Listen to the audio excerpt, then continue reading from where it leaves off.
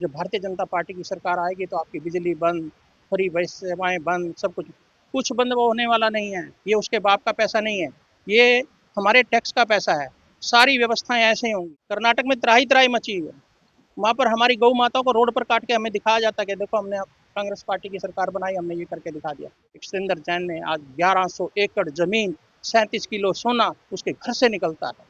वो तो ईडी ने निकाला, करनैल सिंह ने तो नहीं निकाला। आप हमारी प्रेस कॉन्फ्रेंस में आ जाइए, 50-50 हज़ार रुपये देंगे। आप सिर्फ प्रेस कॉन्फ्रेंस में आने के लिए 50-50 हज़ार रुपये दे रहे हैं।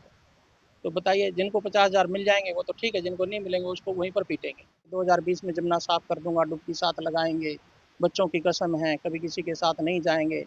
दो दो कमरे के मकान में रहूंगा, शीश महल बना के छोड़ दिया। पंजाब में बोला कि बहनों को 1,000 रुपये दूंगा, 2 साल से एक पैसा नहीं मिला। देखिए, ये हमारी रेगुलर बैठक थी। सबसे पहले मैं आपको जय श्री राम बोलता हूँ, आपके दर्शकों को जय श्री राम बोलता हूँ। ये हमारी एक रेगुलर बैठक थी, मासिक बैठक थी। हाँ, अब चुनाव है, चुनाव के बारे में हमारी एक रणनीति बनी है। वो संगठन की बातें मैं आप लोगों को नहीं बता सकता, माफ़ी क्षमा प्रार्थी हूँ। और संगठन के काम है, हम घर घर जाएंगे, सनातन की चर्चा करेंगे, सनातन के लिए वोट मांगेंगे। ऐसी चीज़ हमारी कल्पना हुई।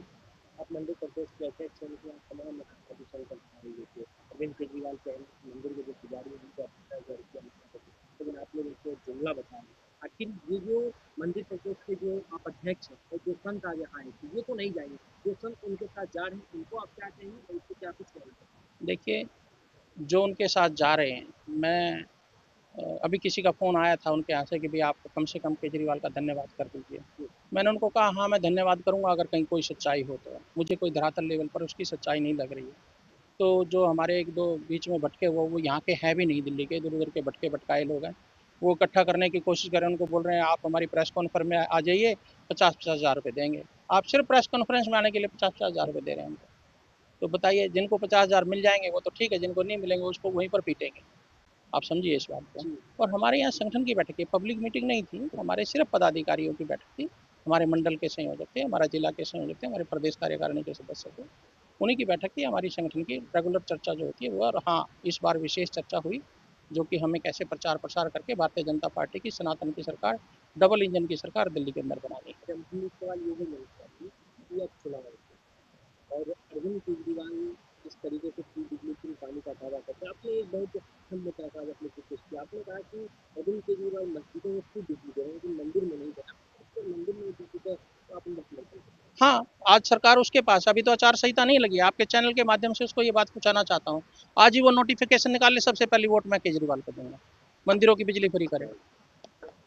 सनातनियों के लिए आज ही तनख्वाह, तो सरकार उसके पास, अभी तो आचार संहिता लगी नहीं है। एक नोटिफिकेशन निकाल देना। क्यों क्यों बेवकूफ़ बना रहा है कि हम चुनाव के बाद करेंगे। चुनाव के बाद तो उसने ये भी कहा था कि 2020 में जमुना साफ कर दूंगा, डुबकी साथ लगाएंगे, बच्चों की कसम है, कभी किसी के साथ नहीं जाएंगे। दो दो कमरे के मकान में रहूंगा, शीश महल बना के छोड़ दिया। पंजाब में बोला कि बहनों को 1,000 रुपये दूंगा, 2 साल से एक पैसा नहीं मिला। क्या बेवकूफ़ बनाने से क्या, जिस इलेक्शन थोड़ी जीते। अब जनता समझ चुकी है। एक आंधी आई थी, लोग उसके बहकावे में आ गए थे।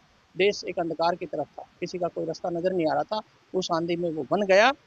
और और एक और आपके चैनल से माध्यम से मैं बात बताना चाहता हूँ आपको, ये बात को पहुँचाइए। वो एक भ्रम फैला रहा है, उसके कार्यकर्ता भ्रम फैला रहे हैं कि जो भारतीय जनता पार्टी की सरकार आएगी तो आपकी बिजली बंद, फ्री बस सेवाएं बंद, सब कुछ बंद वो होने वाला नहीं है। ये उसके बाप का पैसा नहीं है, ये हमारे टैक्स का पैसा है। सारी व्यवस्थाएं ऐसे ही होंगी। जो 200 बिजली दे रहा, हम 500 देंगे। हम बसें 5,000 बसें और लेके आएंगे, हर बहन के लिए बस होगी। आज बसें रुकती नहीं है।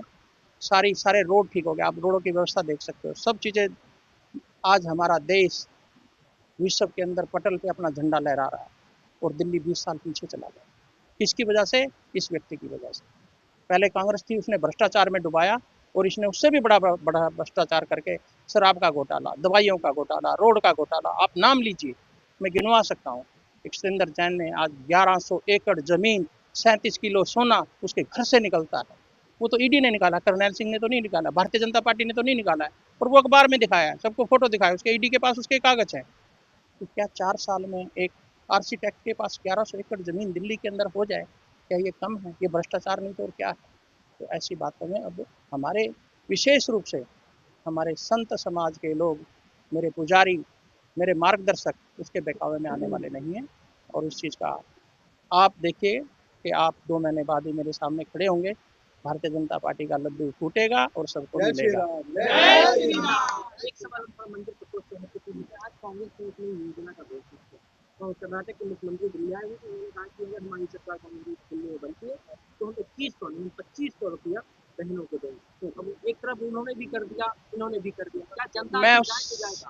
आप मैं आपके माध्यम से ही आप उसको पूछिए, क्या वो कर्नाटक में बहनों को दे रहे हैं? जो कर्नाटक में नहीं दे रहे वो दिल्ली में आके कैसे देंगे? कर्नाटक में त्राही त्राही मची हुई है।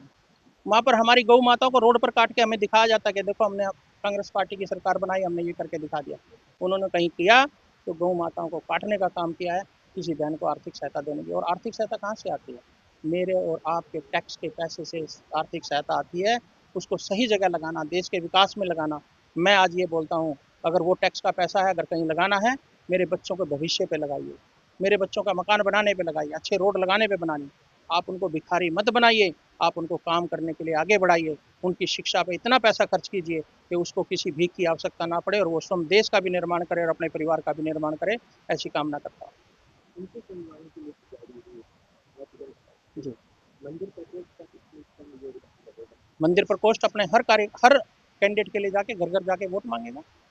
मंदिर प्रकोष्ठ 29 ही नहीं, 70 की 70 विधानसभाओं में जाकर के घर घर जा करके सनातनियों से जिस तरह से हमने लोकसभा में काम किया था, उसी कल्पना के साथ हम घर घर जा करके वोट मांगेंगे अपने। तो एक प्रयागराज के आपने प्रयागराज का जिक्र किया था कि कुछ मौलवी टीवी पे बैठ के कह रहे थे कि प्रयागराज में जहाँ महाकुंभ लग रहा है वो तो वक्त की।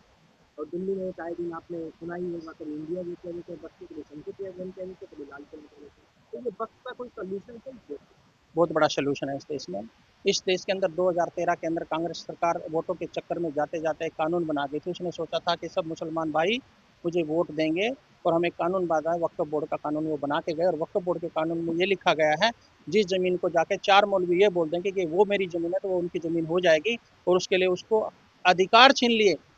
कांग्रेस पार्टी ने संसद के अंदर वो पास करके बिल पास करके ये अधिकार छीन लिए कि कोई भी सनातनी जाकर के उसके कोर्ट में जाकर के अपनी बात भी नहीं रख सकता। अगर कोई बात रखनी है वो भी मौलवियों के बीच में जाके रखनी है। तो वो बेवकूफ़ बनाने वाली बात है कि पूरा देश उनका है। जो संतों की नगरी, संतों के पसीने से बनी हो, चाहे वो प्रयागराज हो, चाहे हरिद्वार हो, चाहे काशी हो। अभी तो कभी परसों मुझे कोई बोल रहा था, कहता केदारनाथ का मंदिर भी हमारी जमीन हमारी भूमि पे बना हुआ है। अच्छा, बद्रीनाथ नहीं, केदारनाथ का भी उन्होंने बोला। तो ऐसा कहने से और करने से होने वाला नहीं है। वक्फ बोर्ड खत्म होगा, सबके साथ एक ही कानून बनेगा, पूरे देश का कानून एक ही होगा। किसी दो देशों के कानून, अरबी कानून यहाँ नहीं लग सकते। जो हमारी संसद जो कानून बनाएगी वही एक कानून होगा, एक ही झंडा होगा, एक ही कानून होगा। इस देश में सबके लिए समान चीज़ें होंगी। मैं किसी के खिलाफ नहीं हूँ, मैं किसी धर्म के खिलाफ नहीं हूँ। सबको रहने का हक है, लेकिन सबको एक ही कानून के मान करके एक ही धर्म के नीचे चलना पड़ेगा। जय श्री राम।